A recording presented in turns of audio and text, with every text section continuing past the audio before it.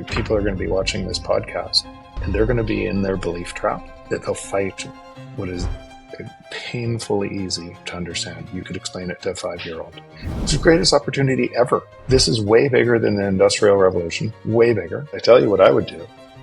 What happens when the dollar doesn't exist?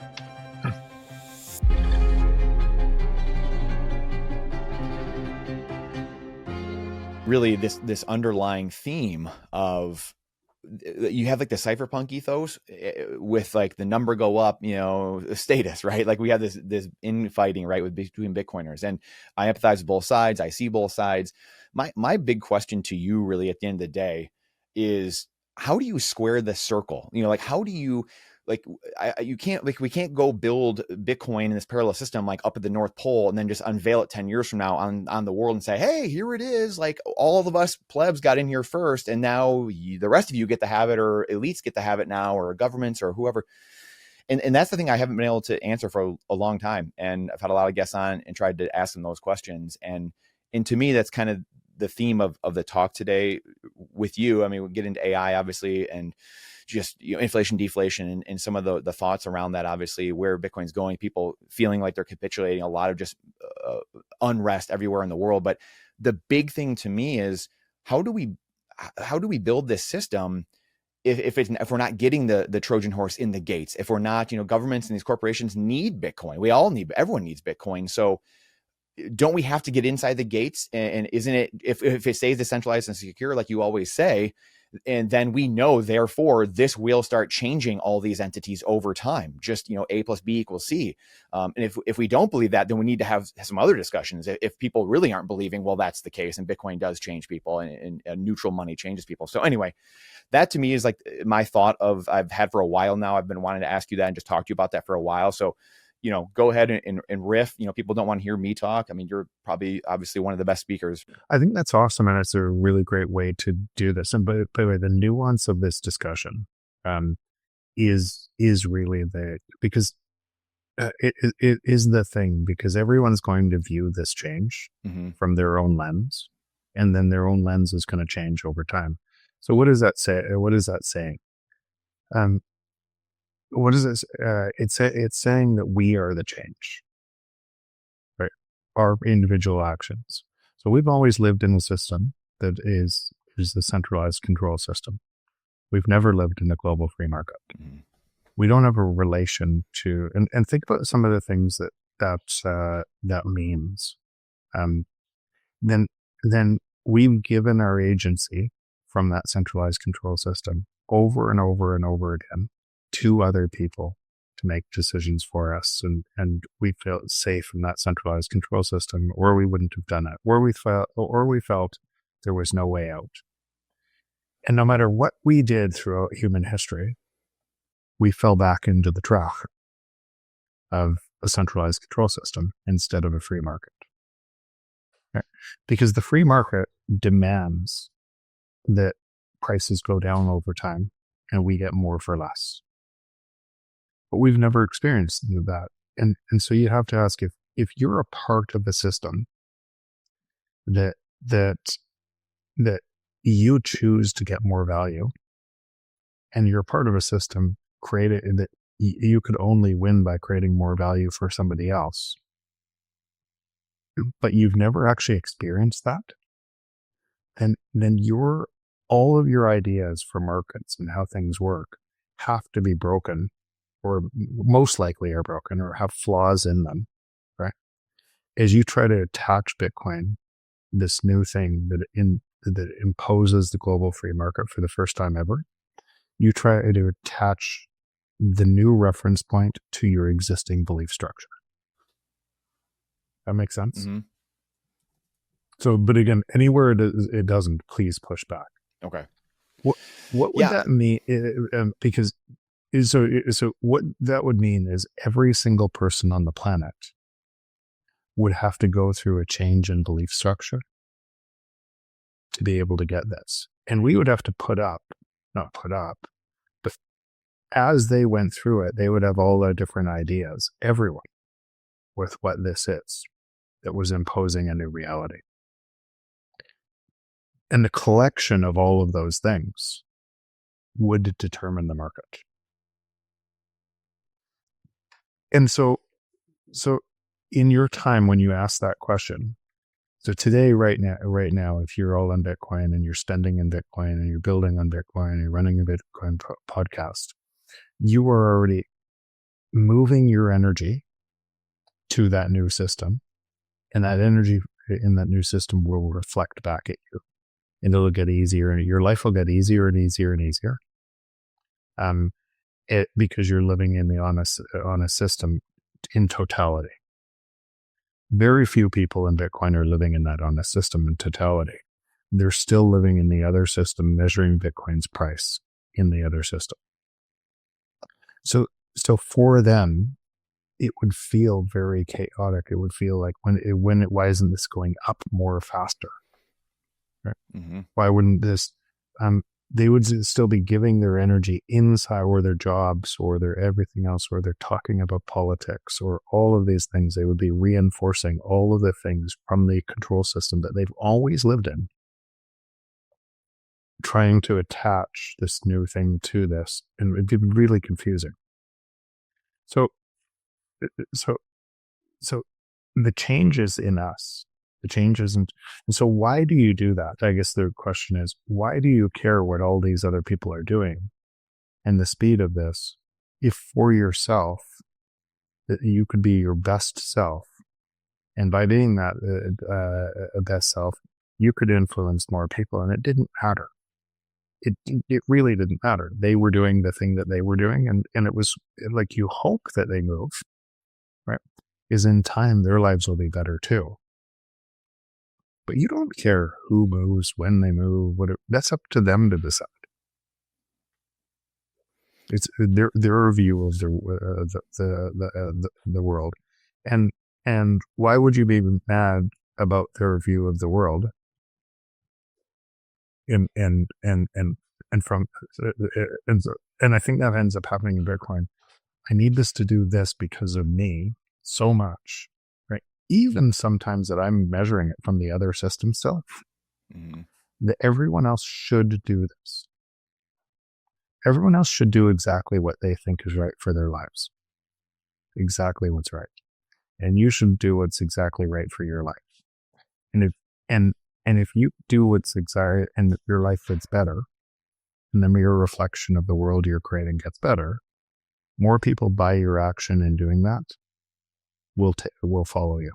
The world is changing. Privacy, sovereignty, and freedom are no longer optional. They are essential. If you are still holding your Bitcoin on an exchange, you are vulnerable to your Bitcoin being frozen or the Bitcoin not even being there. In a world of broken trust, a fallen world, we need to be able to know through code, through math, that we have the keys to our wealth. We don't need to trust some third party. We don't need to trust some government. We don't need to trust some ruler on high that they're going to have our wealth and not censor it from us. Just ask European Union how that's going right now. And that's why at Foundation, they're building Bitcoin tools that are open source, privacy first, and actually simple to use. It's the only kind of Bitcoin crypto tools you should be using. The Passport Core is a Bitcoin-only hardware wallet, probably made in the USA. The only one that I know of, fully air-gapped, no Wi-Fi or Bluetooth to compromise your keys, with a large screen, seamless QR workflows, and encrypted micro SD backups. It is here for the average person or the advanced cryptographer as well. Along with your purchase, you get the attachments, the USB-C cord, the iOS and Android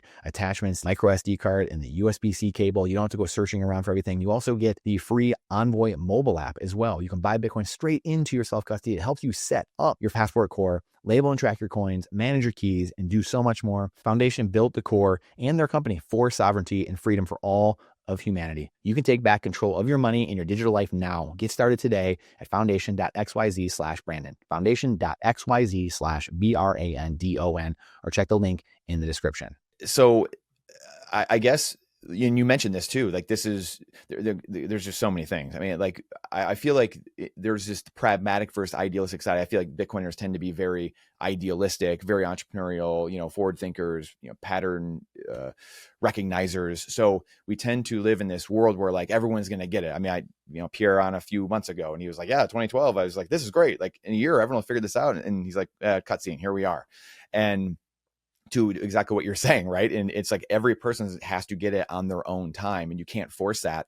And I think that's where a lot of Bitcoiners get caught up, and that's where you get a lot of the capitulation, or a lot of people, freaking out. And this, we have to be pragmatic versus, and balance that with the idealistic side of pushing society forward, but also this pragmatic approach of this is where people are. This is where they are. We have to live in two worlds, and Bitcoiners have to live in this fiat world to a degree and deal with it. Obviously, the things we see going on around us, while also at the same time, like you said, living on a Bitcoin standard and running our businesses in Bitcoin fully on that standard. But you still have to deal with this fiat world, and it feels like, well, I'm here. Why isn't everyone else here? And I think that's, I feel like I've sensed that a lot over even the last year, maybe the last year and a half, where people are just, society's coming apart at the seams, but it feels like at times Bitcoiners are coming apart at the seams, just the community, because of this feeling of why are people getting this? And I feel like it just continues to ratchet up. Yeah. And I think because the systems are complete opposites, right? Mm-hmm. They're complete opposites. And one system, and let's say the emotions of the system, or let's say the principles of the system first, and then the emotions of that system would cause. So the natural state of the free market is deflation, which I say all of the time, mm-hmm. right? And that is true, for sure true, right? Prices in that system fall to the marginal cost of production. That is true, for sure true. There can't be a monopoly for long in that system.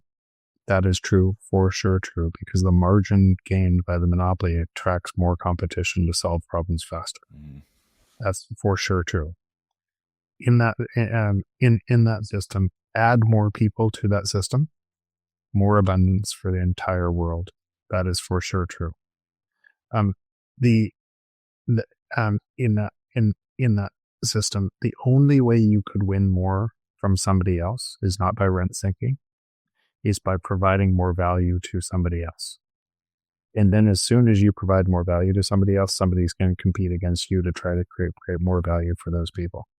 So in that system, you're playing an infinite game versus a zero-sum game. And all of the feelings in that new system would be different because competition and cooperation would be the same, right? So you and I could compete in a business, but we both win, right? From both of us competing in a business, because Bitcoin in that is all prices are falling to the marginal cost of production, all prices are falling, all value is increasing for everybody in that system forever. And it's an honest ledger, right? So the reflection back at society would be the more people that knew that, truly knew that, would be more honesty. The feeling that would give you, the hope that would give you, the feelings, the abundance that would give society would be a totally different feeling.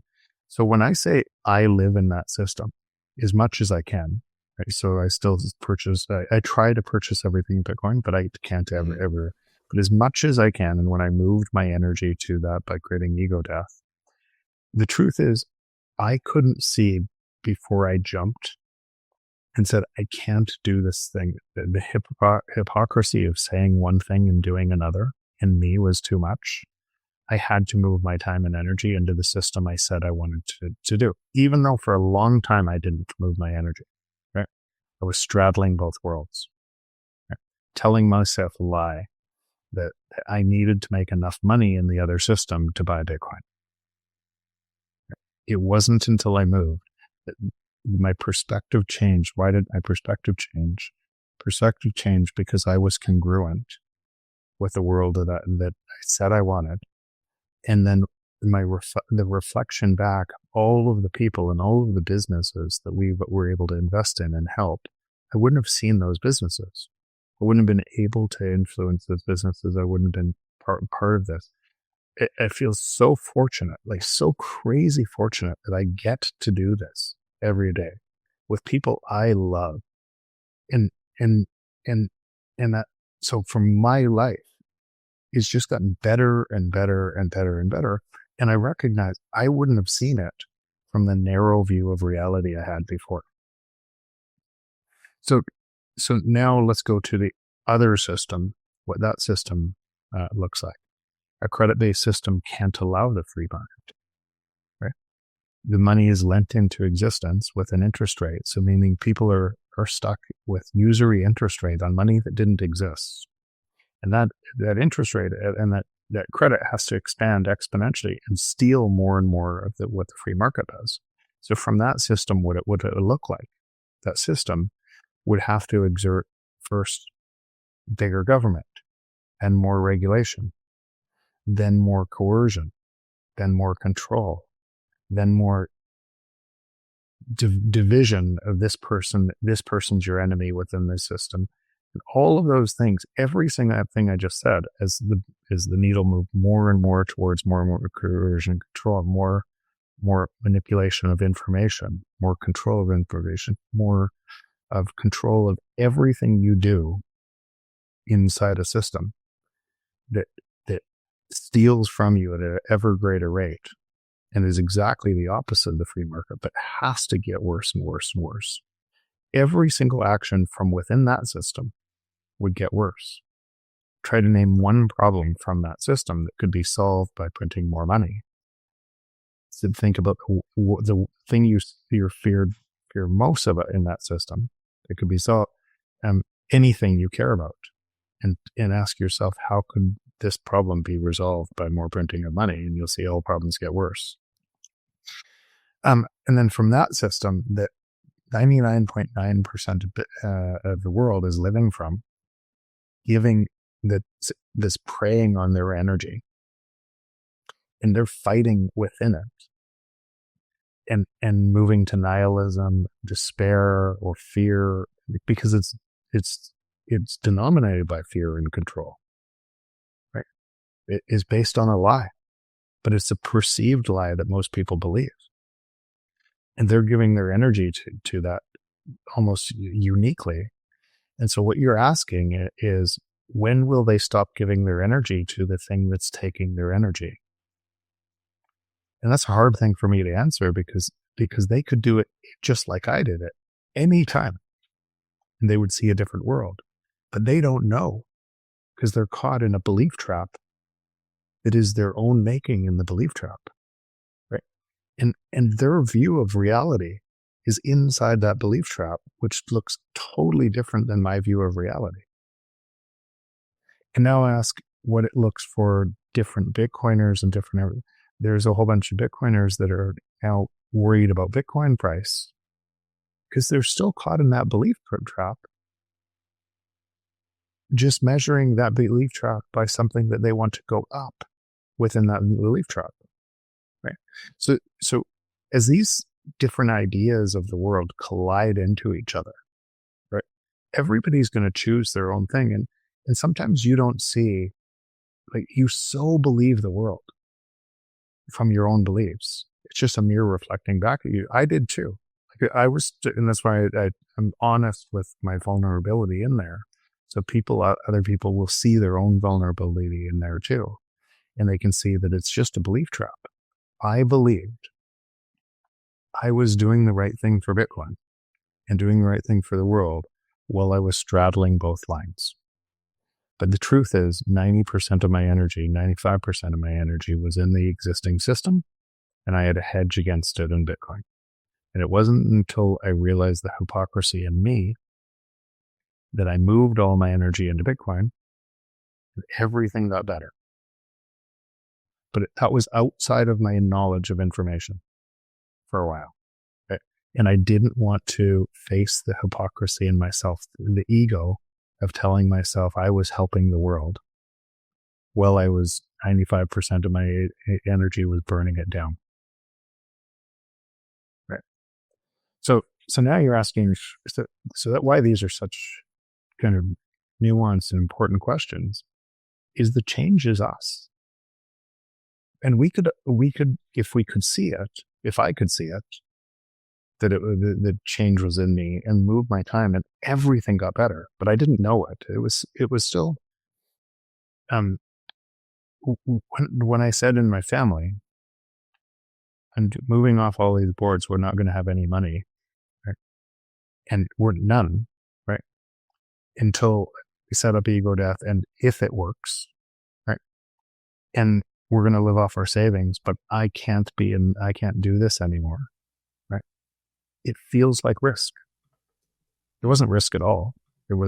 But the perception of risk that I would tell myself, right, is a big deal. And so that's far along, right, this path. And there's a whole bunch of people still trapped in this. So they tell themselves a story. And think about what that means of the story. Because I can tell you what I said about myself, my own journey. And that's why I don't judge anybody for whatever they want to do. They're what they think is right for them, and it's reflecting back. So their anxiety is from the reflection, and the anxiety is coming from, they might know that they live and all their energy in a system that's making it worse, yet they think it's somebody else. And then they want to believe it's somebody else. They want to believe it's that person. It's Elon, it's Trump, it's this person, it's Russia, it's Ukraine, it's Israel. It's those people that are at fault. Right? And then they listen to that inside their belief trap, not realizing that they have agency and can change it all. Did you think we were going to go there? So, no, but again, you have to, Brandon, you have to go there. Yeah. On a system that is going to be this much of a change, because the change is us. Yes.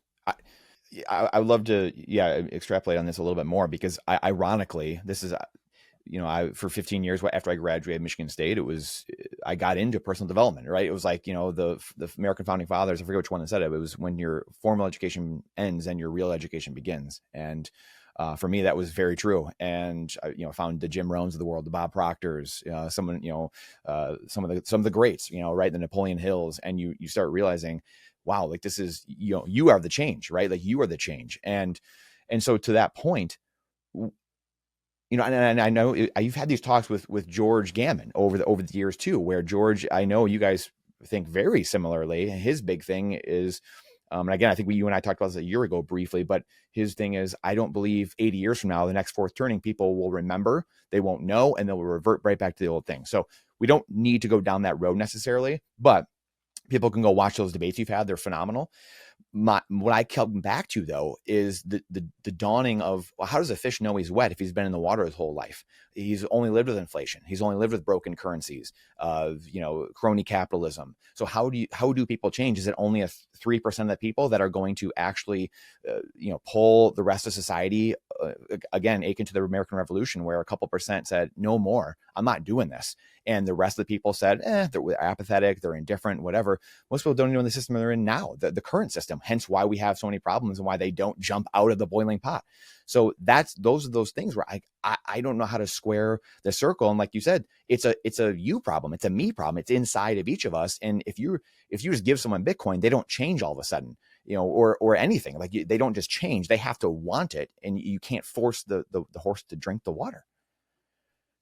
Yeah.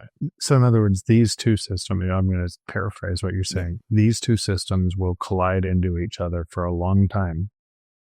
And each person in the world will choose which, and how much of which, and their choice of which one will determine their view of reality and if their life is getting better or worse. That's it. Mm-hmm. And similar to the founding fathers, it was a small percentage of people that actually understood that, that each man is created free, and the Constitution and individual rights and freedoms, and protecting those, that was so different than anything that came before it. That was the rise of America, because it was a free market, and those ideas could flourish, and that people could provide value. And that was when you looked at the Great Deflation in the late 1800s, that was the rise of America. And all of these ideas, because people moved out of a belief trap in other areas so that they could have that individual rights. Those individual rights were more ideas competing in the market that could outperform any market. And then that system got captured by banking, and we went back. And so how did the system get captured by banking? And then could that same thing play out in Bitcoin? Could the system get captured? And so when I say it stays decentralized, because it doesn't actually matter what I'm saying right now is if it stays decentralized and secure. Mm-hmm. And if it stays decentralized and secure, which you have agency in, and it doesn't take very many people to realize that they have agencies and run nodes, and then are building privacy tech like Fedi on top or Fediment on top, so to prevent what's coming. It actually doesn't take very many people. It takes enough people to protect that decentralization and security from all of the nonsense in the world. And eventually people will figure it out because they're going to get killed in the other system. And when I say killed, like it's going to get worse and worse and worse. And sometimes people have to hit bottom before they open up. So in Bitcoin, I something on Nostr the other day that I've thought a lot about. The consciousness within a system would repeat back, right? If you were playing in a zero-sum game and you thought the only way to win that zero-sum game is and you've always lived in a zero-sum game, your consciousness would probably evolve from that zero-sum game where that was just a way of life. That's what, and so you'd see, and so I think whether you saw Bitcoin first from a higher energy consciousness, you saw a totally different game that this could resolve, or you were in Bitcoin for long enough that you saw by your actions inside a new game. I think what happens is by the actions in the new game, you increase society's consciousness.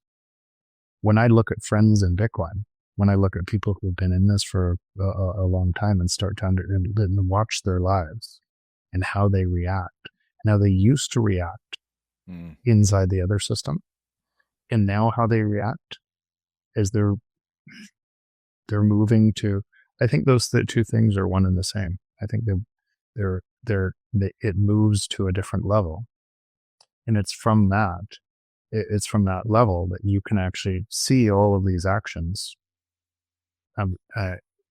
clearly, and they don't have to affect you. You can care deeply about people. You can understand their view of the world, but you don't need to change them tomorrow. You just be you. Yeah, it's funny you say that, because I see that myself, and again, you've talked about this ad nauseum over the years, just myself and the way I was very political as a child growing up, middle school, high school, college, fighting with professors, arguing with anyone who would argue with me, founding fathers and, the Constitution, Bill of Rights. And then 2008 woke me up to, well, there's a game being played. These guys are all on the same team. And I'm the one that's being, Totally. Right. So that Creature from Jekyll Island, I started going 2008, 2009, 10 as I'm, leave college and playing in the minor leagues. And I have time. I'm reading. I'm like, oh my gosh, this is a game being played. So to your point, that's where I started removing myself from politics, to exactly what you're saying. And that didn't affect me nearly as much, what was going on in the political world. And I talked to a lot of people about those things and lowering that pressure and noise from their life, because they get so worked up about politics, because that was me. So that's a great way to say it, though, how you phrased it, though, because that is each person changing over time. And I guess my question to you is, and I don't know if there's not an answer necessarily about all this, but it just makes me feel like it's going to take a while. And I think you kind of already noted that a little bit, but for people to change it, maybe I come back to the 3% because of the American Revolution, and in understanding that they're probably, not everyone in the world is going to get Bitcoin or get how deflation works versus inflation, or get a neutral money and all the properties of Bitcoin. But what percentage is it that we need? Like, what do we need to get to of people changing and being educated and understanding, so that these, the wars and rumors of wars and all kinds of things going on in the world, that pressure and noise starts to ratchet back the other direction? That pressure and noise doesn't touch me.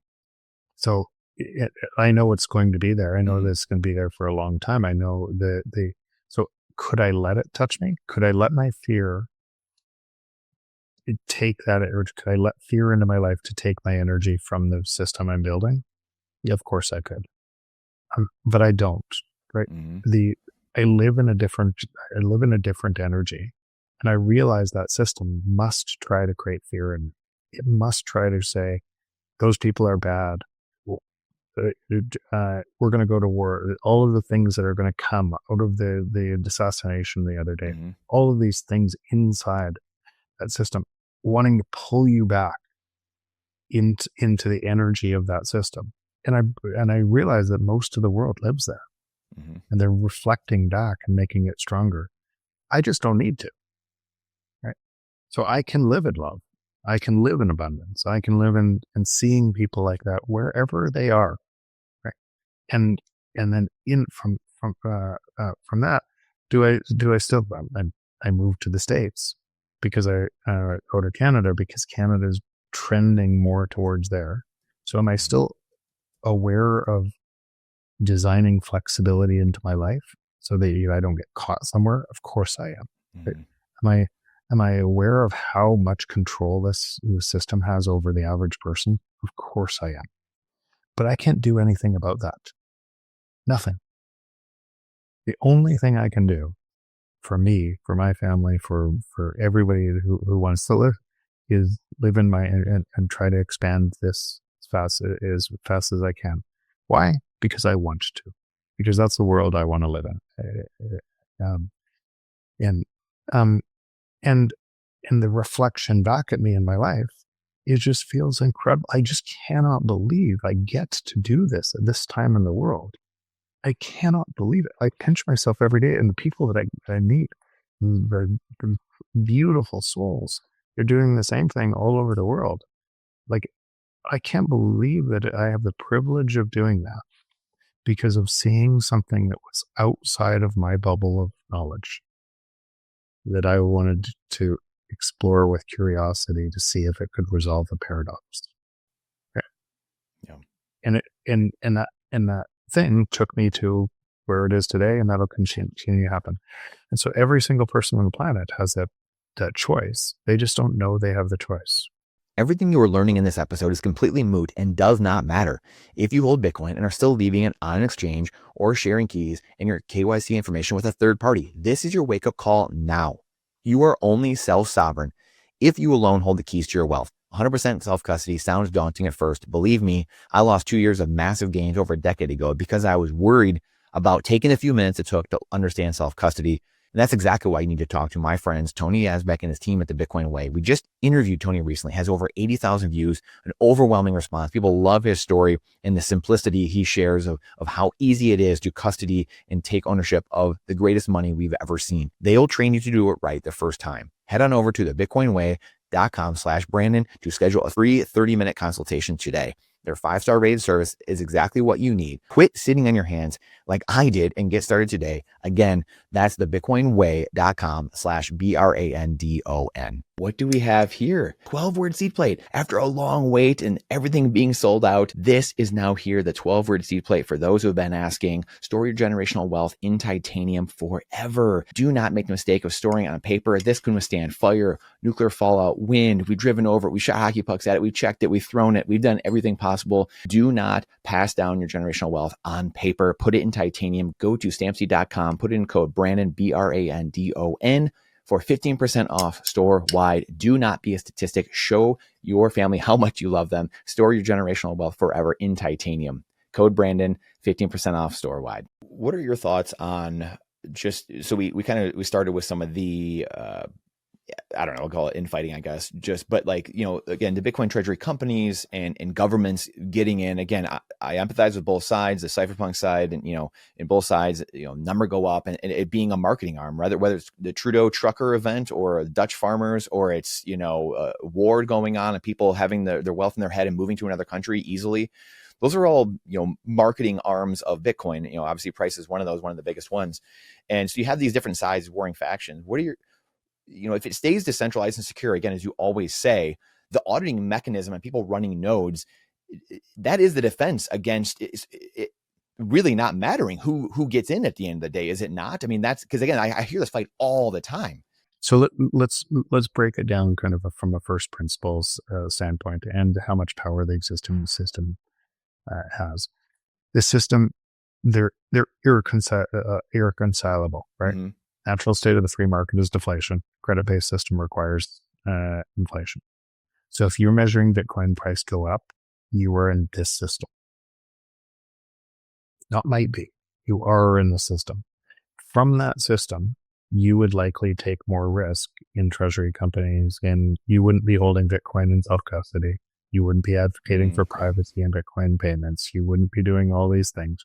You'd be trusting somebody else with your Bitcoin. It's not your Bitcoin, it's their Bitcoin. And at some point, because these systems are opposites, this system has to attack this system or fail. Like one eats the other. They cannot coexist.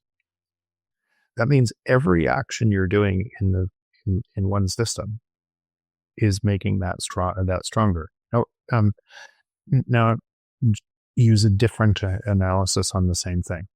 We've never lived in the world I described, ever. So that means we must be part of the problem, because it's not like we haven't known it, right? It's not like through history there have been great minds that have talked about this same thing. So it's not a knowing. Mm-hmm. It's we get trapped by short-term incentives, bias, people that are controlling us, and so we get caught, right? And we can't, so goals get captured, it gets changed, over and over and over, we repeat the same thing: go to war, kill millions of people, and then reset currencies around the world, start again. It gets worse and worse and worse. In fact, the whole fourth turning, the observation I think I have from the fourth turning is what I talk about. So when you look at the fourth turning, it seems to match from an observational analysis of all past kind of what's happened every 180 to 100 years. But the cause of that is the same thing I talk about, because the free market's always been deflationary. And so anything on top of that would have to get worse and worse and worse and lead to all of these outcomes that then would a control system would have to break in about the time frame that they're talking about, from the very same principle that the natural state of the free market is deflation. And we've never lived in that system, global system. So now go how much power that system has. And say, and not just how much power that system has, but how much power that system has because the power you give it by fighting within it. Imagine that. So it has insane power by your actions within it. And that system is essentially stealing your energy, is preying on your energy and getting stronger and stronger and stronger over you, to where it can control your every actions because you believe it so strongly. And you're inside that system, giving it more power. In that system, if you had, think about every 3-letter word agency, the strategies that would be employed at geopolitical level between China, US, Russia, at their individual 3-letter word agencies to try to kill Bitcoin for 17, 16 years, trying to kill it. And you couldn't kill it because the nodes are distributed and are private and they're all over the world and people can't find them. And you couldn't kill it. What would you do? So I tell you what I would do. I would try to co-opt it. I would try to, if I couldn't kill it, I would try to co-opt it. I would try to make regulatory to it, right? I would use every single psyop possible to teach people that this is okay, that we're going to regulate this, we're going to protect it, we're going to build on top of it, we're going to build stable coins on top of it. This is going to be the thing that is going to be the best for everyone. And most people, because they're measuring in price go up like they always have, would be right along for the ride, right? So when I watch this play out, I'm not surprised about any of it, right? I'm not mad about any of it either. I'm just not surprised, because in that system, at some point, has to attack Bitcoin. Not might, it has to, because an inflationary monetary system is not a law of a free market. It's the opposite of a free market. It's the laws of a control system. So you touched on something. This is one of my other handful of really big topics or questions, which is, and it's related to, it's related to this, it's tangential to all this, which is one of these other, Bitcoiner, ethos, type of things. But it's, we don't need government, we don't need government, and we don't stop asking for permission, right? Like this whole thing with regulation, like we're trying to get regulation. We're trying to have stable coins. We're trying to have Bitcoin treasury companies. Where's the IRS? And again, a lot of the crypto crowd has looked at us and said, okay, now you guys are embedded with government. Now you guys are loving all this. And, all sides have a point to this. And my question, I guess, is really, we don't need the government per se, or the government will be defunded slowly throughout time on a Bitcoin standard.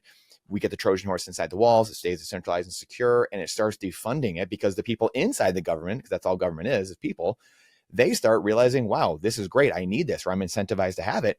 And then, but at the end of the day, we have to understand that we live in a massive surveillance state right now. So if Jeff and Brandon just say, you know what, I'm not doing this, I'm doing my own thing, it's Wild West, this is Bitcoin, guys, me and Jeff are going over here and we're doing whatever we dang well please, we still live in a massive surveillance state. That's going to come down, heavy hand us, and we're going to take Jeff and Brandon out, make an example of you. Here we go. I mean, we got the tornado cash. We got this, we've got all these examples of these things happening. And yet we're all like, how do you get together so that way you actually have a strong, cohesive unit of people? So that way you can say, no, we're not doing this anymore. That's not going to happen. I think that to me is like the fight of our time in essence. And we're at this inflection point in society, or in the monetary world, where we live in this fiat world. That's where I go back to all this, I guess, bringing this full circle, is we live in a massive surveillance state. We let government get massively out of control over the last 100 years. Like you said, late 1800s, central banking comes back in. We let that come in early 1900s.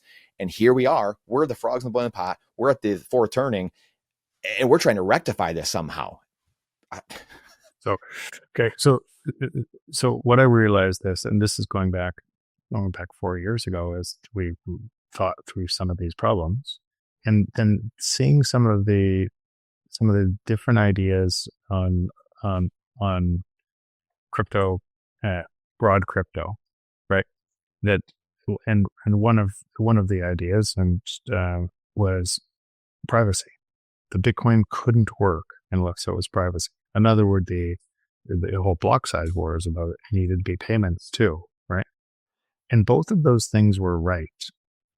Yeah. But they weren't right in a different token that would centralize. Mm-hmm. But they actually had, and that's why these are nuanced conversations. Yeah. You could say, are these things right? Did Bitcoin require these things? Absolutely. If it wasn't a payment mechanism as well, if you couldn't trade between people and you had to go back to a centralized service to pay people, then Bitcoin would fail. So it was right. It had to be a peer-to-peer exchange medium without government to be able to withstand government.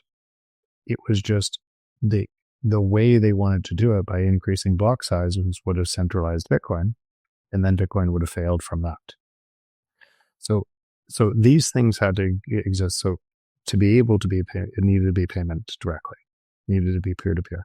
It also needed to be private, right? Had to be private. In Bitcoin, and so payments allowed it to be somewhat private, but still not completely private. You could shut down LSPs, and you could shut down. So this is actually why 4 years ago that we invested in Fedi, because we saw this move way before the move needed to be made. And so what does the market do? What the market does is what do entrepreneurs do? They look way out and they see something that no one else sees. Right? And they build to where the market's going. It has to go to provide value before X happens. So, and before people know they need it, so that you can resolve that paradox. So when I watch this happening at all different levels in my own actions within it, I moved my energy to Bitcoin. I realized that what you're talking about right now is a threat. I met Obi, and we strategized all of this a long time ago. I've been on a weekly call for the last 4 years on all of this. And that was a hard build, like a crazy hard build, because you're building protocol technology on top of Bitcoin that then to be able to set up individual nodes and keep every one of them private from each other. Yeah. And set it up. The long pole in the tent, it was too hard to set up, even though these things gave perfect privacy to their communication. Fedi can't see any of the transaction communication to wallets, and getting out of a centralized communication trap into something, you had perfect privacy. And so they've just now, or just about now, set up where you can set up guardians, and those guardians don't know each other. They're called OG guardians, and you, Brandon, can go in under doesn't matter. You don't have to say your name, and pick 3 guardians or 4 guardians or 5 of 7 guardians to run a federation, and you can do it in 5 minutes now. None of those guardians could conspire against you because they don't know each other. Fedi doesn't know who they are. And they've set themselves as OG guardians to be able to provide a service to humanity, right? That no one knows who they're. And now you can go in and you can set up a federation in about 5 minutes that can protect anybody that you add to it, and all of their communications and all the wallets. What that'll act like is what makes the consensus mechanism so powerful and the nodes so powerful is they're distributed around the world and you can't find them, right? What this is it just extended this to the second layer.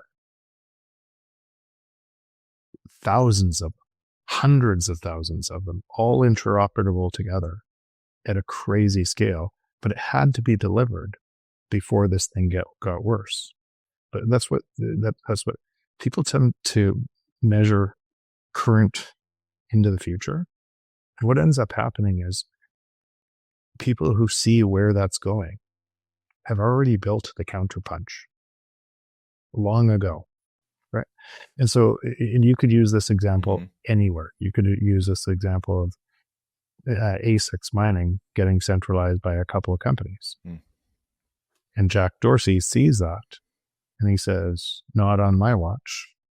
This provides an economic opportunity to actually make more money by solving a problem that decentralizes the network. This is happening everywhere. And it's happening everywhere. And so when I say the stuff I'm watching, it's everywhere. And it's too late for this centralized system to even to stop this. It's way too late. It's just most people don't know it's too late. They're just so early in this transition that they don't know it. So you could today, go set up your own federation and add your privacy to anybody that you and anybody that was on this to something that's untouchable. Your friends can do it today. So it actually is but because it's just emerging, most people don't know they can yet. Mm-hmm. Yeah, absolutely. A quick side note to that, I guess, where does someone, someone who's learning, or maybe they've been Bitcoin for a year or 2 years and are looking to do that, or even an advanced person, where does someone go to find the knowledge in order to do that? So it's things like you're doing, and this is a service you're providing to tons of people. That where is this going? How do I get more knowledge? How do I understand? And there's people like you in the world that are shining the light on the most important things, or at least having a conversation of what they feel is the most important things. And then people have a choice to, is that important to me or not important to me? And so this is just how things get distributed around. And when something becomes really important, it explodes. Yeah, that's a great point. What so we touched on this really briefly. I would love just a minute of your thoughts, because this is a big thing in the whole crypto world as well. I'm gonna do the horrific thing of lumping Bitcoin into that crowd, but just the cryptocurrency a crowd of, well, Bitcoin's never going to scale. It's never going to work because of X reason. And so you find people going and working on other projects, other chains. Now, some of them are scams and whatever, maybe even a lot of them, but there are some good people out there doing good things. Like you said, the privacy things and different things of that nature. But I would love just a minute on like the first principle thinking of, hey, understanding I might be doing this thing over here, but it's not a long-term solution because this thing's attack surface is massive that I'm working on. I have to be on Bitcoin, the thing that is attacked all the time for 16 years and is staying decentralized and secure. The difference between those two things, because again, that's a huge bridge that you can see the average person has a very hard time crossing, whether they get sound money or not, or they're in the crypto world, or the average person, they have a very hard time crossing that bridge of, well, it's just new tech. It's just another tech. Like we'll develop something that's even better than that. So I'd love just a minute for you to just explain that and why it's so important to always come back to Bitcoin. Yeah, it's a really easy one for me to explain. I wrote an article a long time ago called Finding Signal in a Noisy World that explained why. Great. Yes, But we'll link to that. We see tech, and put it in the show notes because I think it's a really important one for people. We measure more often in technology, when technology is winner take most until a new technology obviates the old technology, and then it's winner take most again. And we do that because we see technology more often, way more often than we see protocols. And protocols operate differently. Protocols offer winner take all. So there aren't winner take. There's only one internet. But we don't see protocols happen very often. The last protocol we saw was the internet.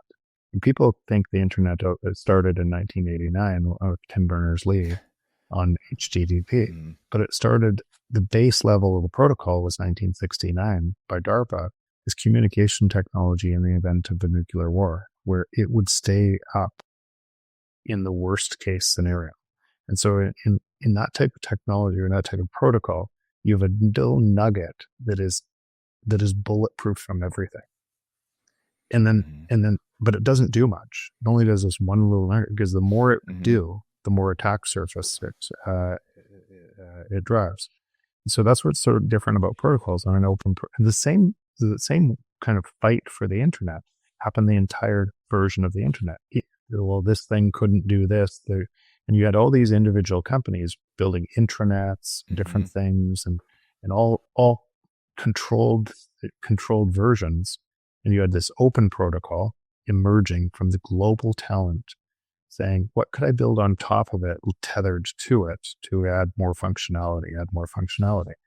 And that's because they come in layers and people can't see what's possible on the next layer until the next layer is there. They tend to measure their short time perspective in what's going to happen, and they can't see what's going to happen. And then think about from 1989. So most people, when they think about Bitcoin, they think about it today from 1989 if they're comparing the internet. They should be comparing Bitcoin to 1969. And what's happening in Lightning, Spark, that's wild. Liquid, Arc, that's a second layer protocol. That's a second layer tethered to this. That 5 years ago, you couldn't do real payments on Bitcoin. Right, it took too long, or you couldn't scale payments on Bitcoin. You had to do it on base layer. Well, all of these technologies have hardened. They've gotten better, stronger, faster, and everything else. Now you can do incredible payments on Bitcoin. When 5 years ago, if you're talking about that, it didn't exist. So it makes sense that most people would think in, what's my next technology I can do DeFi in, not knowing that my DeFi payments on a centralized. How could you have decentralized finance on a centralized blockchain? Right. Ludicrous. Yeah. Right. So all these things just go away, or they don't work anymore, and they have to change to these other things.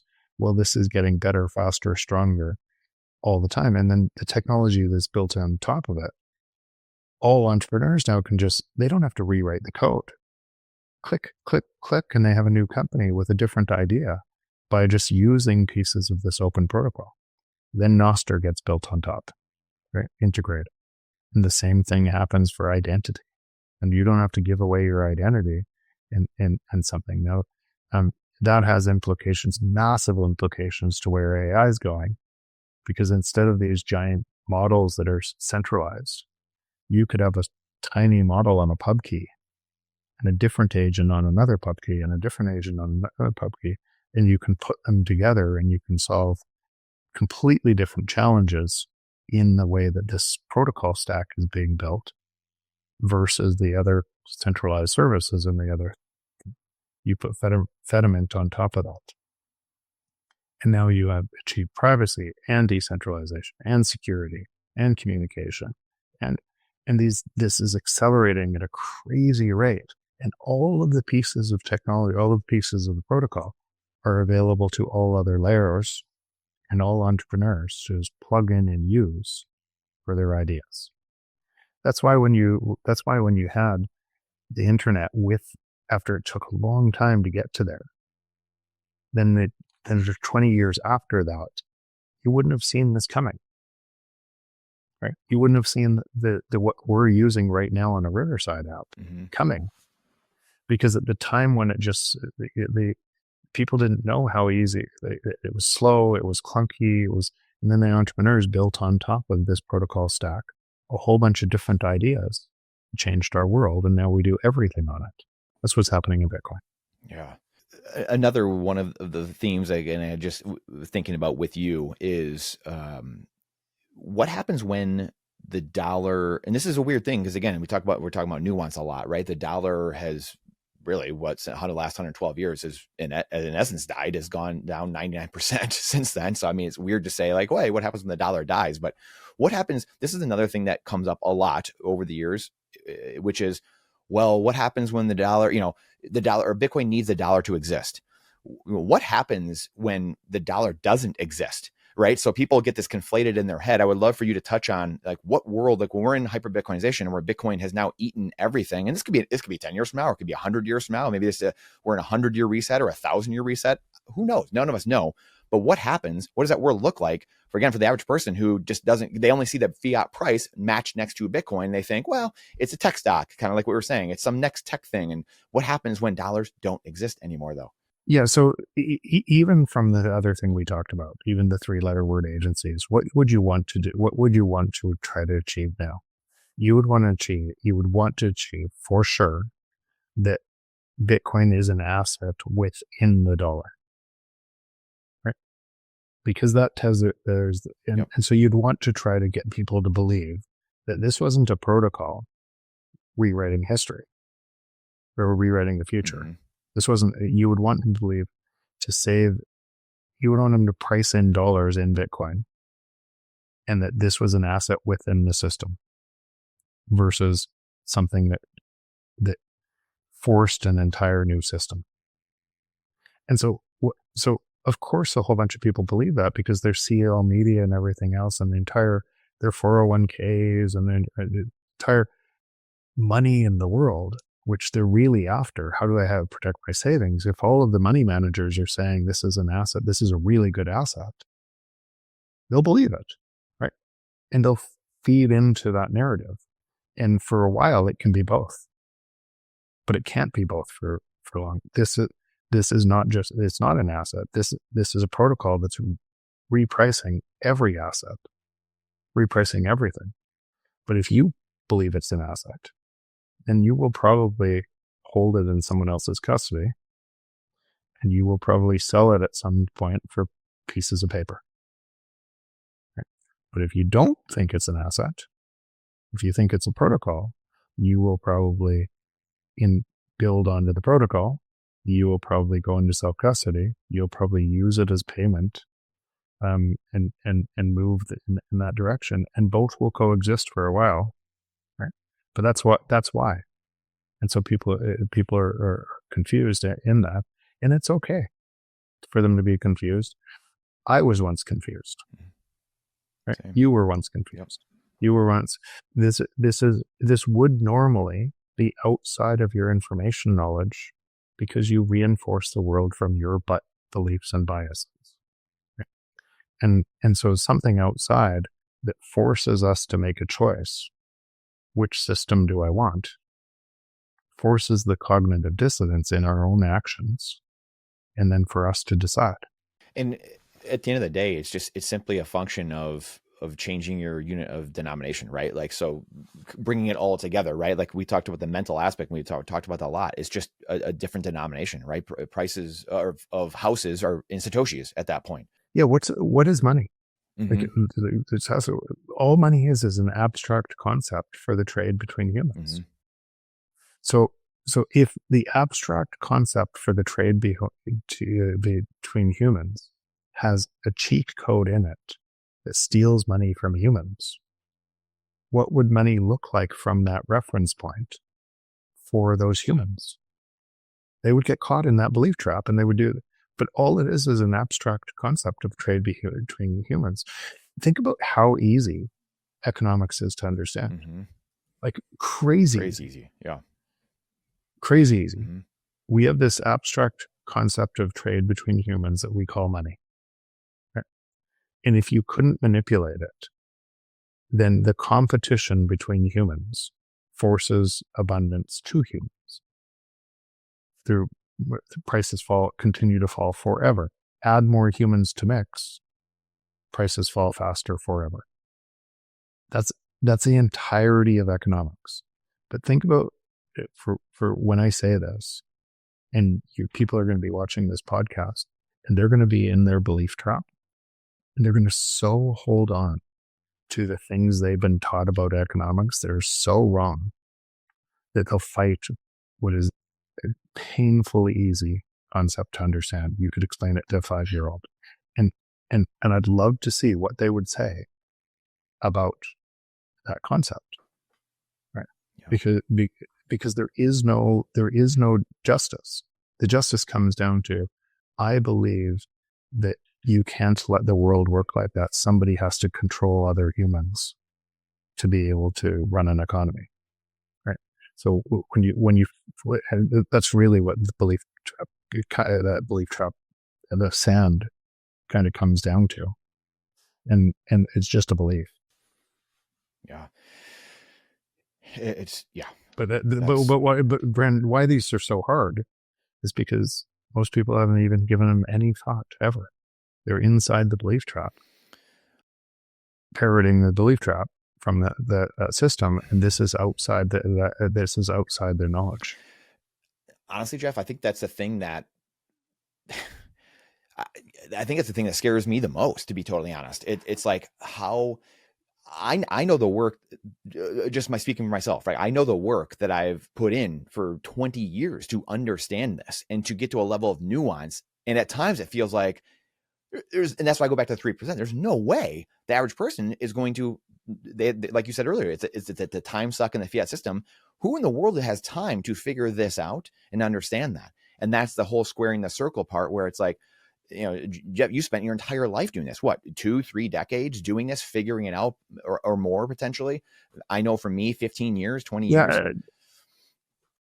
I would say it accelerated fast. So for sure it was, let's call it 15 years now, but kind of tangentially aware, but didn't want to spend enough time to understand.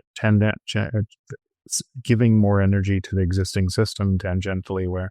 It wasn't until I really went down to, could Bitcoin resolve the paradox we've always lived in? And then what would it look like on the way through? What would it look like for each of us on the way through? And that's why I say my own energy, and understanding my own hypocrisy to move to this. This is why I just know it's going to be hard. But it gets easier. I think it gets easier and easier and easier as both the protocol expands and people see themselves in a world that's very different, right? You couldn't, like, going back 7 years ago in Bitcoin, or 10 years ago in Bitcoin, it would have been harder to see all of these things. You couldn't use it as a payment mechanism. People lost their keys all the time. It was really, and so all of the innovation, all of the people working in the system trying to bring it forward, we're standing on the shoulders of their greatness, pushing it forward. And it's going to get easier and easier as one system decays and gets harder and harder. This system is going to get easier and easier for massive parts of the population. They might not. Most people don't know how the internet works down to this end. Yeah, they don't care. It gives them more value. Right. Yeah. And so when you cross that value threshold, that people are just getting way more value, they don't need to care. They don't need to get there the same way we got there. It's incredible. I would love just your thought for a minute on the current state of the economy, the market. Again, we kind of opened this a little bit. It just feels like things are, I don't know, breaking is the right word. It just feels like there's a lot of crazy things going on. We have, we have so much debt in the world. It's impossible to refinance this debt on higher and higher rates. So as Lynn has said, nothing stops this train, right? All the roads lead to Bitcoin, and all the different euphemisms, analogies. Where do you stand? And I was just talking to David Foley the other day. Actually, we just dropped the pod today, who runs the Bitcoin Opportunity Fund, and great man. And, he was just saying that the other day, one of his buddies is high up at Amazon. And he said, David, he's like, you have no idea. And this is, again, that's why I want your thoughts on this, because you talk about this a lot. We're 2 years out. We're 2 years ahead of what we're doing in Amazon. And he's like, I don't think the average human is ready for what's coming. He's like, I have to write a 9-page memo to Amazon to hire a human over a robot or some AI platform, and just to justify the existence of that human being there. So again, talking about squaring circles, where do you see things with rates, the macro, economy, what's going on, the printing that I would guess has to come? Are we gonna have UBI? Like how are we going to square the circle? How is government going to try to square these circles in the coming years? It just feels like we are at a true inflection point. They can't. They can't.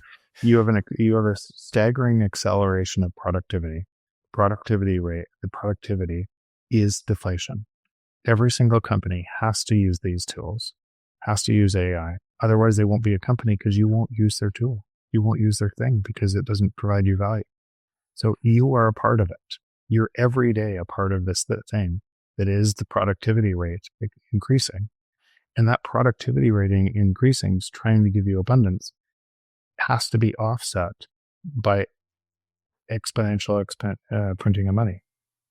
Right. Mm-hmm. And so it's wild to me that people can't see this, because they are it. Mm-hmm. Right. They are it. They're choosing every day in the system. And then believing in a system that prices should go up, right? When their own actions would show otherwise. You're always looking for more value. You are a part of the now the value that's coming. I was just on an LP call with all our LPs this morning, where we went through some of these agents, and just keep in mind, prices fall to the marginal cost of production. The cost of the marginal cost of production of AI, a line of code creating other lines of code, is zero. Mm-hmm. My grandson, who has a AI company, created, instead of marketing the way I used to, I'm going to create an agent that goes and finds the type of customers that I want. And in that agent, I'm going to pull it into my own database that I created, and all of the senior people at that company, the type of companies that I want, and I'm going to know everything about that company. It populates this database and all those people. A different agent sends a cold email. A different agent sends a LinkedIn. A different agent coordinates conversion rates and what to say to each of those people that is different to each of those people on different things. He has an 18.7% conversion rate on people he's never talked to. That this thing is just always on, getting better and better and better and better and better. But then he goes in and builds the same tools for the company to be able to save the company a ton of money. Of course, companies are going to use it. Of course, you would use it if you knew you could. And now these little agents, which are way better than the LLMs, because the division of labor in us is the same thing as the division of labor, and they don't need the LLM. They're product expert in something that you get better and better and better and better and better and better. And then you put another one beside them and another one, and you have a swarm of agents that can do anything you could teach any human to do, they can do already. this is accelerating. The people who are looking at AI today are, and the AI they're using that they're so surprised of is the worst AI they'll ever see by a staggering amount. It's coming so fast. And so fast is productivity at an exponential scale. And that productivity at an exponential scale should be exponential deflation. And so the opposite system has to be exponential manipulation, exponential control, exponential hardship, which most people are stuck in that system for. All Bitcoin is measuring the exponential productivity. So in saying that, and that was kind of like my big question, I guess, with it is, where does that leave us? So again, we're kind of bringing a lot of these themes together in the sense of government, like you said, can't reconcile it. So what the only option is for them to print massively, right? To cover up the job losses, to cover up with UBI of the world welfare state type of, how does that? Yeah. So that's actually why I would say, so ask yourself the question instead of asking what will government do? What would you do if the government allowed the currency to completely fail and they allowed deflation to hit from a credit-based system? Because if they allowed this productivity to work, and then every single institution today would fail. Yeah. Every bank would fail. Yeah. Every supply chain would fail. Every company would fail. Yeah. They would all fail. The only ones that wouldn't fail would be denominated in Bitcoin and be spending in Bitcoin. Mm-hmm. Everything else would fail. Right. Yep. In that environment, Bitcoin would fall in price a lot, but go up in value. Yeah.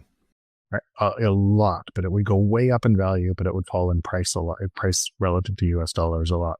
So don't ask what a government would do. Ask what you would do.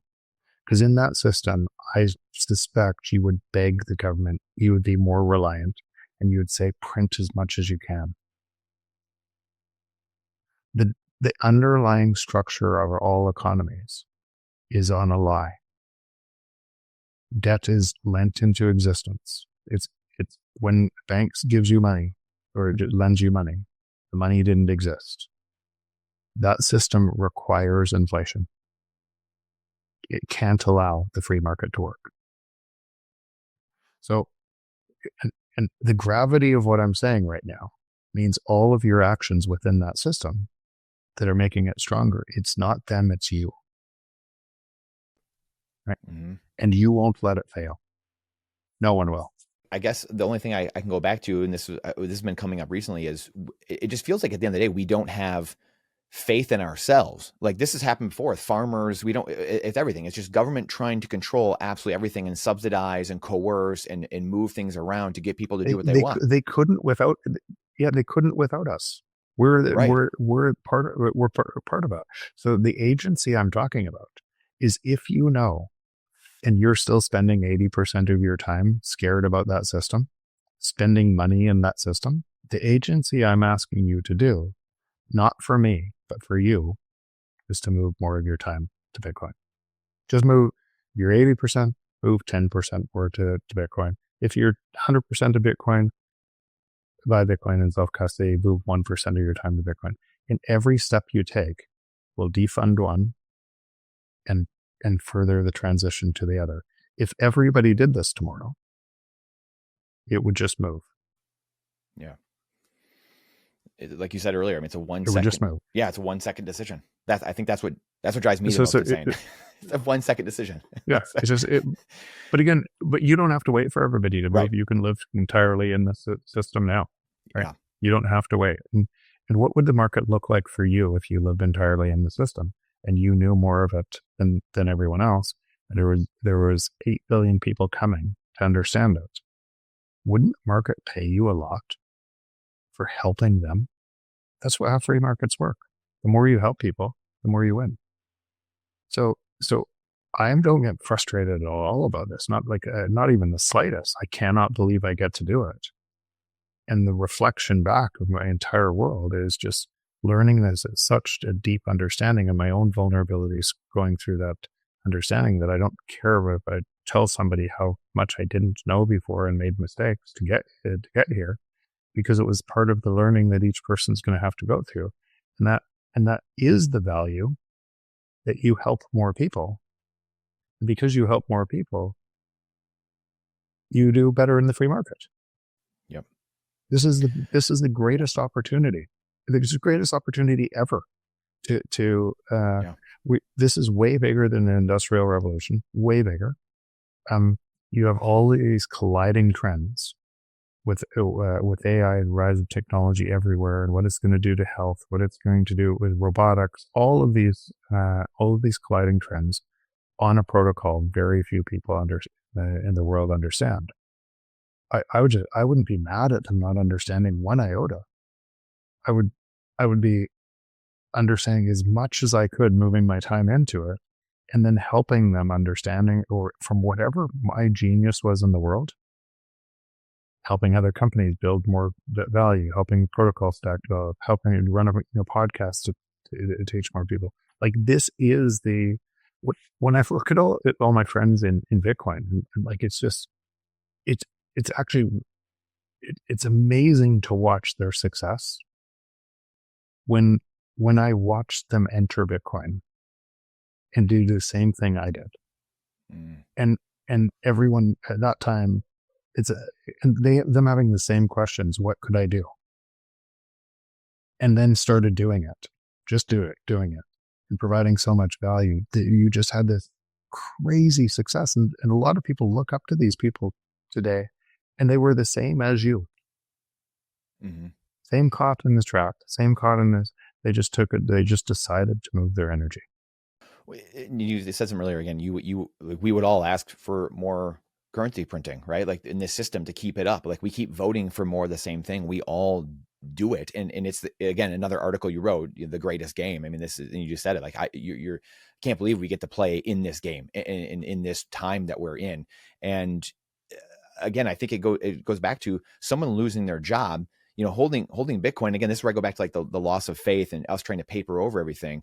It's like someone loses their job in a deflationary world because technology is eating these things. But when all the prices are falling, if you hold Bitcoin, it's capturing all the deflation, and neutral money capturing all that deflation, you benefit. Even though you might be out of work for 3 months, prices still come down. And that's what people can't wrap their minds around. Forever. It seems like. And you add more people to that system, it happens faster and faster and faster. Yeah. And the free market tells you where you need to go. The jobs are going to go. Yeah, exactly. The jobs are going to go away anyways. Yeah. The free market values you providing value to other people. So find out where you can provide the most value to other people in the Bitcoin system, on top of on a currency that can't be manipulated, a protocol that can't be manipulated. Find out where you can add the value to the most people, and run in with the reckless abandon, and learn. If you're not, have the feedback. If the mere reflection of what you're seeing, if you feel like this thing you need to blame other people, it's not other people, it's you. Right? And if you have that mere reflection, it might still hurt because it breaks your ego. It forces you to see the things you couldn't see. It will hurt a lot. But if you never blame, if you take accountability for all of what you see, what typically happens with people is they want to, because of their ego, they want to tell everybody what they're really good at, hide the things under the carpet that they're not good at. And how hiding under the carpet looks like is every time they blame something else on somebody else, it's a signal that something is in them. And so if you jump into this space with reckless abandon to help other people, and if it's not working, it's you can't help but have success. So I was just on with Lavish and Ben Parent or BTC Sessions, I guess I should say. Love them both. I know, amazing guys. And I was saying it was Wednesday when he was doing the show, the Why Are We Bullish, and so we were talking about a bit of this stuff. And the one thing that dawned on me while we were talking, one of them was speaking, and it just kind of dawned on me. And again, I'm trying to wrap this all together for the last kind of theme or angle of the show here is they can't reconcile, the governments, I should say, can't reconcile what's happening. The only way out is printing, trying to lower rates, yield curve control, all these insane things. And what dawned on me was the other aspect of, again, it's guaranteed to happen, obviously, but it was the social impact. And like you just said, it's just like this ego element. And just dawned on me of, we live in a world that's so social now in the sense of social media. We know where everyone around the world, not just our neighbors, but we know what everyone around the world is doing. Can you imagine the sentiment of, oh, I lost my house, or I'm out of a job, or something like that? Like we're so keeping up with the Joneses at this point. We don't even almost know it. It's just like it's subconscious now at this point, where it's like I can't be shown to have my ego bruised. So the social fervor will be so incredibly strong. Like, can you imagine, and I know you know this vividly well, being in this industry, 10, 20 years ago of real estate, when things were crashing, we didn't even have cameras on our phones really at that point. They were very primitive at that time. Can you imagine now if people, 5 million people were kicked out of their homes in America, there'd be people run up and down the street, Chase Bank, kick these people out of their home. It would be mass chaos. And so the government can't let that happen for so many reasons. The social angle, I think, is actually never talked about, but I think that's an even bigger reason why it has to happen. Government has to keep printing, has to keep trying to bail this all out. And in saying all of this, we know the direction they have to go. You have talked about, obviously, the dollars, everything has to be accounted for in the system. All the stuff over time, all the clickbait things, and the $43 million end game, and all the things that all of us marketers try to do to get things out there. But what my question to you is, why is it that that Bitcoin has to account for every dollar, 900 trillion in the system? Because the reason I ask this is because I ask most people near the end of the conversation, and I mention you every episode, and I say, Jeff believes it has to account for every dollar in the system. So it's not all 900 trillion. Jack Mahler says it's 450 trillion. It's 1/2 of every trade. And then you have people all under there. You've got people, that's going to be multiples of that. So I would love your answer, I guess, and why the end game for Bitcoin is that it's money and it has to account for every dollar in the system. And I guess your pitch as to, it's not 1/2 of every trade. It's going to be all 900 trillion, and why that is. Yeah. So you just saw somebody, I can't remember if it was Saylor or somebody else, come out and say, Bitcoin's going to be this, and then this much debt on top of it. Right. But if the deflation, and the 2/3 debt on top of it, I think he said. So that is a construct from thinking it's an asset within a system, and that system requires debt to work. Wow. Yeah. But if you change the construct and you say all the market is trade between people, right? And all we're talking about is abstract concept for trade between people. If you change that concept, why would you need that much debt? In fact, worse, that debt would have to reset over time because the market would be deflationary. The debt would get more expensive. Yeah. So it would have to constantly fail. So that's actually why, and I think this is caused by people measuring Bitcoin from within their system. And I believe it's outside the system, and it's repricing everything else. So I think that's a difference. And that nuance, if you believed it was in your system, it could apply a whole bunch of other things. We also need it to run JPEGs online. We also need it to do this, right? So from that concept, you would have a whole bunch of different ideas on, it can be a database for a whole bunch of other things inside that system, right? Yep. Where if you saw it as money in a new system that forces the free market to work, the first global free market that's ever existed to work, then you would see it differently.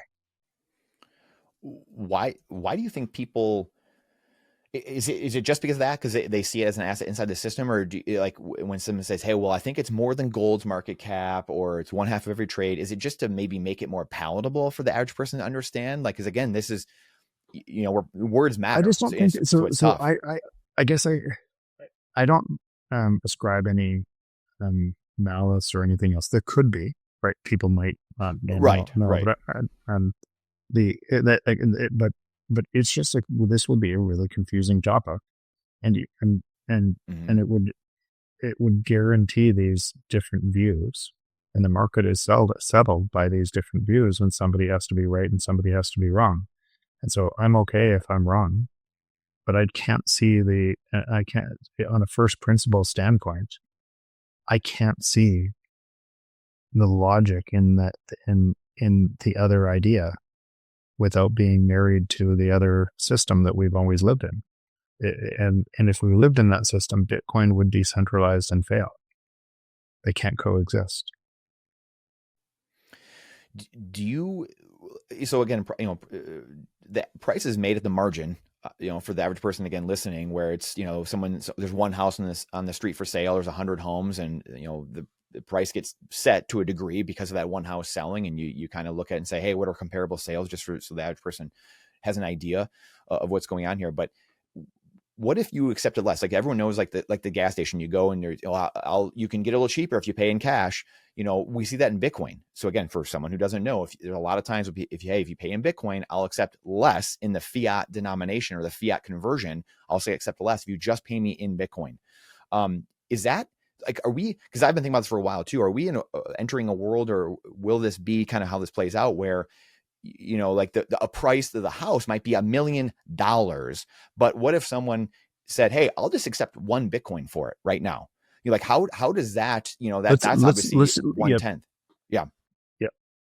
So it probably wouldn't look like that on houses, because people take that relative gain. They wouldn't take that much of a discount. Yeah. But let's take a real market signal that's happening right now that most of the world has no idea that's happening. Real market signal.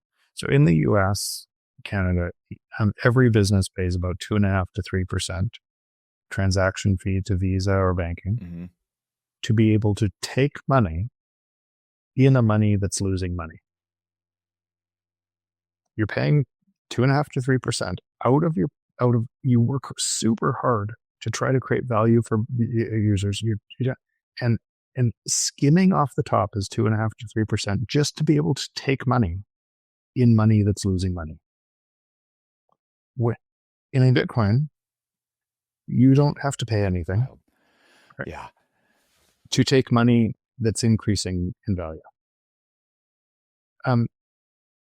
And so that's in the US and Canada, and kind of where money, the taxes aren't as high on it. In Africa, you might be paying 7% to 10% to take money in money that's losing money even faster. So what would you think the market would look at when Bitcoin comes into a business and says, hey, if you do this and people show up, you can keep more margin, or you can offer them a better deal and your money doesn't lose money? Of course it's going to move. And that's what is. I just got back from Southeast Asia and Indonesia, Malaysia, and Thailand, and I'm watching this happen.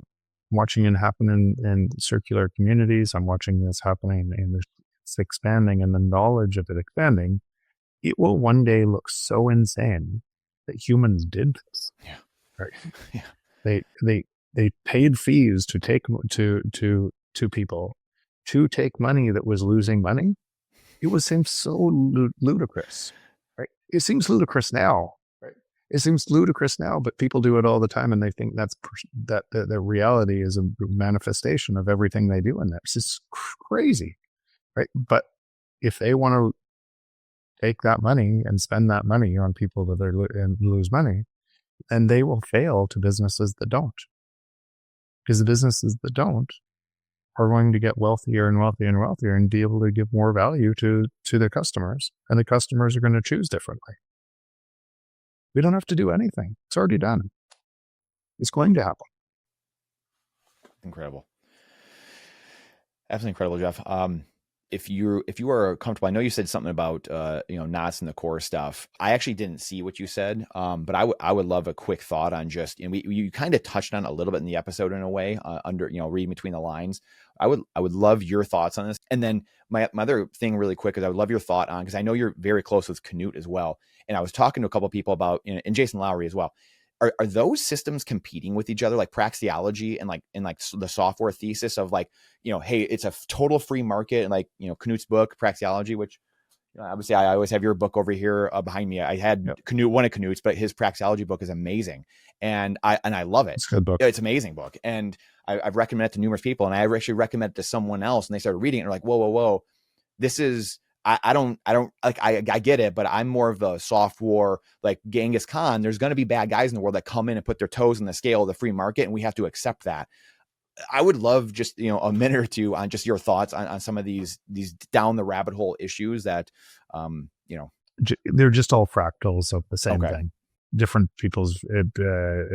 Mm-hmm. So praxeology completely aligns with free market and agency within it.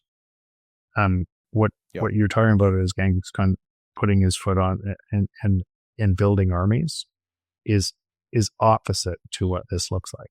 Because if this says decentralized and secure, like, how would I raise an army? I would have to distribute my Bitcoin.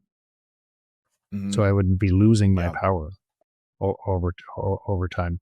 So, but I like Jason's work so again, just different fractals of understanding that bring different people in from their own belief system, and then they go deeper and it starts to overlay into something different. So I have time for all of these different opinions and ideas in this, and how they're playing out. That leads into the Nostr core. And yes, I'm going to. So I still run core right now, but I will upgrade to Nostr quite likely. I'm certainly not upgrading to core version 30. And I think the opportunity. I understand both sides of this, but I think that debate. The reason why Bitcoin can run with so few developers is because the attack surface was very narrow. Mm-hmm. And in high trust societies do better because of the high trust, because you're not scared of somebody colluding against you. So they're more open, they're more free, they move faster and everything else. Low trust societies move slower because you have to go through somebody's always going to burn me. Yeah. Right. All the red tape in essence. Yeah. But Bitcoin is because of the very slow attack surface.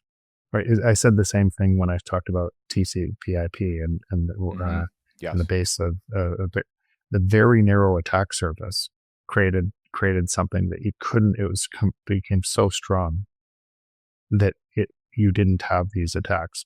Here's an example of something that could be a very real attack that is in your phones, is in every software company right now.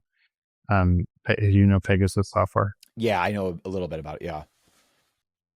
So Israeli intelligence, and it's probably old tech today, but it's downloaded on many phones, and deep states are listening to you and coordinating. In fact, kind of what Maxwell and everything else would do is, if you're listening to people's phones and understanding what their vulnerability is, you're inserting the honeypot to them, right?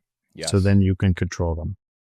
So this is a way that the world's worked for a long time, and the communications are so infected by these things, these zero-day exploits, where you don't have to open up, you don't have to press a button on your. It's just you got an email and then it's infected on your phone, and you don't know. And a different program runs it, right? And infects your phone. Now your phone's completely hacked. You're falling around, and you're a beacon, and everything you say and do is being monitored by an agency. So that's the way the world looks right now. And that ties into why FEDI is important. Yeah. Right. Why you have to have things that are outside of this, because most of the world looks like this right now, and all of these mediums are infected by the same thing. So by increasing op-return, by increasing the size and such, you increase the exploit attack vector for things like 0 days, okay? That you wouldn't even know that and then the software, so you could put this almost as graffiti on the wall, and then one of the explorers, a block explorer that needs to read that graffiti, or a wallet that is reading it, or something else, for a node, it infects it without knowing it's infected.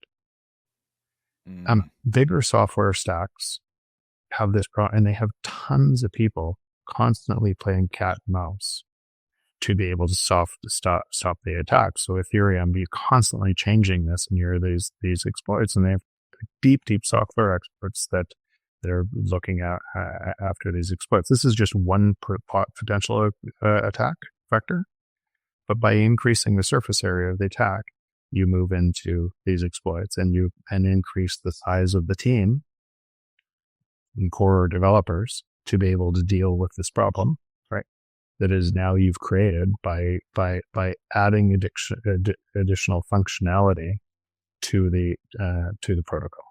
Because some people like Citria and everything else want to run a different model that is in line with most of the world seeing inflationary monetary system. We need to do all of these things inside this. So when I watch this play out and I understand how it would play out, and I understand whether or not you had fantastic developers that wanted the same thing, or whether some of those developers might be infiltrated, right, by the same agencies, or like that would naturally play out, right? I'm not saying they are or not right now, but if you just set a risk to Bitcoin, so I've always thought is a risk to Bitcoin is, here's how I came over that risk to Bitcoin is, if you put 5 or 10 core developers, then you would have to assume at some point, and this thing was a risk to the world or a risk to the control structure, you would have to assume that those developers at time would not see the risk, be coerced, not through pain or anything else, but would be led to believe that this had to happen and everything else. It would just make perfect sense, and that wouldn't be enough to resolve this conflict, because we are susceptible. Humans are susceptible. We've always been susceptible. Otherwise, we wouldn't have had currencies that always centralized. Right. So we're the vulnerability. So how would you prevent that vulnerability? As that vulnerability surfaced in the world, you would have a consensus mechanism that was like fighting it, and it felt like it was an existential risk, and it would create another instance, this time knots. And then if you talk about the risk of knots, you have maybe one primary maintainer, and that's not enough, right? And so then that has a different risk profile. But if the market demands that, because we demand it, then more maintainers will move to it, right? And so Bitcoin, and so I don't actually care who, because the technical debate, kind of, you have a philosophical debate on what money is, and then a technical debate on how to solve this problem, right? And these are clashing into each other. And I actually really like people on both sides of this debate. I'm just, for me, when I see all of these things, I'm more on the not side, because I see the risk of the change creating attack surface that is different than most people can even see right now, and they're measuring today rather than later, and what that could turn into, and then spiral up more and more developers to try to prevent the attack surface that was introduced by a change. So, and I see Bitcoin as I said this on a different podcast. I'm a monetary maximalist. I see this change. If all it needs to do is say decentralized and secure, and it changes the world. So my bar is really high on changes, super high on changes, because that's all it needs to do. And I understand why everybody else would want to change it, because they don't see the world that I do.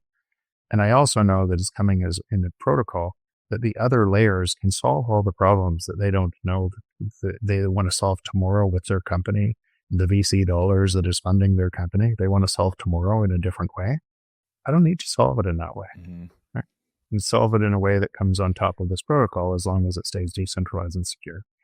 So, so in the perfect world in this, I think this is just showing me even the fight for kind of that. I hate the name calling and these people are stupid and these people are stupid, because it's too nuanced in this. But Luke Mechanic obviously saw a risk in this, even if they couldn't describe it. Well, Luke's done a lot of great things for Bitcoin over the years. He also might be hard to work with, right? Yep. He's because and so over time, as people see themselves in the Bitcoin, I think you'd have 2, 3, 4 instances that would allow nodes to choose what the nodes want to do and protect against any certain group getting captured. Yeah, I come down, not as smart, as nuanced as you, but that's in essence the same exact conclusion I come to. And I liken it, just even you don't have to be a computer scientist to really even see the way things have been handled inside the Bitcoin community. To then, it reminds me of the COVID debate from 5 years ago, of people, name calling, being bribed to take things, and it's just like, whoa, like your spidey sense goes up and you're like, what am I missing here? Why, if it was so amazing, why isn't everyone running and saying, yes, give me more, give me that thing? That to me, it should send the red flag off. And like you said, it's all about attack surfaces. Just don't increase the attack surfaces, to me, at the end of the day. And I think that the other part of that too, for me, is admittedly, there's a lot of great people with donating sats and to the developers for years, right? Open sats and all these things. And at the same time, that's an admission in and of itself that the developers need money. Well, who can then come in, like you said, as a PSYOP, this whole PSYOP thing we've mentioned multiple times. If you're coming in and saying, oh, I know a way I can, from the inside out, affect change here. Well, all you need is a few donations, or a few very large donations, to say, yeah, I think this might be the right way to go. That is so powerful. Yeah, you'd build friends. You'd build a really good network of friends. And why wouldn't those people? Because I look at these vulnerabilities in myself, right? To try to hold myself to a degree where I can look at both sides of an issue, and I can say, okay, my own bias, and what would that look like? And then if I'm friends with a whole bunch of people, right, inside one of the biases, it would be really hard to go against those people, right? So why wouldn't that? Like, that's just how this works, right? So and so I try not to make anything a people thing. I try to make it a principle thing. And I can like people on both sides and agree with them on one issue and disagree on a different issue. And I'm okay with somebody totally disagrees with me, but I actually love the debate to form a stronger knowledge. I love the debate. So you just actually mentioned something, and I think it's happened on both sides of this. But what ends up happening is people can't see through their own filter bubble. And when a group is attacking another group, as those people are stupid, they're not technical enough, they don't understand, and everything else, and not wanting to have the debate, my spider sense goes up. Yeah. When you have ad hominem attacks. Yeah. Right. It's just, that's where the cognitive then you've dissonance just completely lost. Yeah. Exactly. You've completely lost me. Yes. Same. And at the end of the day, with all this, in putting a pin on this, or putting a bow on all of it, it's decentralization of the network at the end of the day. And this is why Bitcoin's meant to be attacked. It's anti-fragile, and that's the beauty of Bitcoin. I mean, these fights, at times, we get caught up in them, but at the end of the day, they're great things, really. Like the decentralization. Fantastic. Of the network. Yeah, that's the irony of all so that. they're proving the point on how anti-fragile this is. Yep, the free market doing its thing. It's incredible. Yep. Awesome stuff, Jeff. Incredible stuff. Thank you so much for joining me here today. Just, you're an incredible person doing incredible work all over the world. I don't know how you do it all. I don't know how you have the energy to do it, but as you can tell, anyone's listening to you, you have the energy to do it because of what we get to do. I know, we can't believe it. Yeah. So it's amazing. Yeah, totally. Thank you so much. Okay, great seeing you again. If you like that episode, then you're going to love the playlist we put together for you with our most recent podcast with the top Bitcoiners, sound money, liberty advocates in the world. Go check those out here. We'll see you inside. You're going to love them.